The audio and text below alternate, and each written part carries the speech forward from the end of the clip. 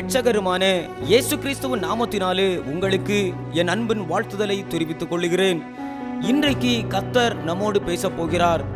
ஏசாயா 26வது அதிகாரம் அதனுடைய 1வது வசனம் இப்படியாய் கூறுகிறது: அக்காலத்திலே யூதா தேசத்தில் பாடப்படும் பாட்டாவது, பெலனான நகரம் நமக்கு உண்டு, இரட்சிப்பையே அதற்கு மதிலும் அரணுமாக ஏற்படுத்துவார்.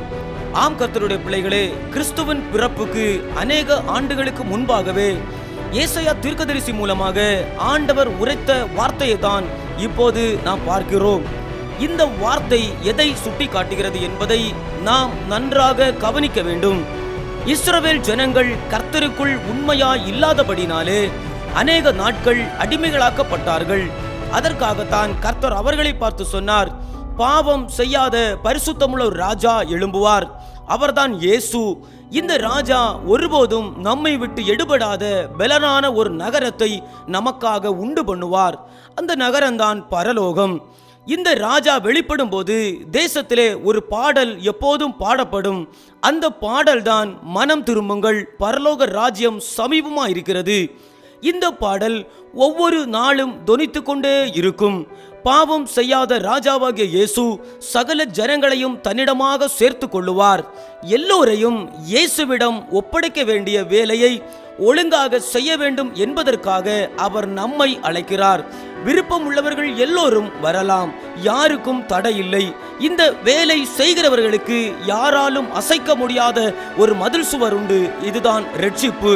இந்த இரட்சிப்புக்குள் உண்மையாய் நிற்கிற பிள்ளைகளுடைய ஊழியத்தை எந்த மனுஷ சக்தியா இருந்தாலும் சரி, எந்த சாத்தானின் ஆக்ரோஷமாய் இருந்தாலும் சரி, உண்மையான இரட்சிப்பின் மதில் சுவரை துளைக்க முடியவே முடியாது. இரட்சிப்பு என்பது பரலோகம் நமக்கு தருகின்ற உண்மையான வஸ்திரம். இந்த வஸ்திரம் தான் இயேசுவின் மகிமையான வஸ்திரம். ஆதாம் இழந்து போன வஸ்திரம் இதுதான். ஆதாம் இழந்து போன மகிமையான வஸ்திரத்தை மறுபடியும் இயேசு நமக்கு தந்திருக்கிறார். இந்த வார்த்தையை கேட்டுக்கொண்டிருக்கிற கர்த்தருடைய பிள்ளைகளே, நாம் எதை இழந்து போனாலும் பெற்றுக்கொண்ட அபிஷேகமாகிய இரட்சிப்பை இழந்து போகக்கூடாது. நாம் செபிக்கலாம்.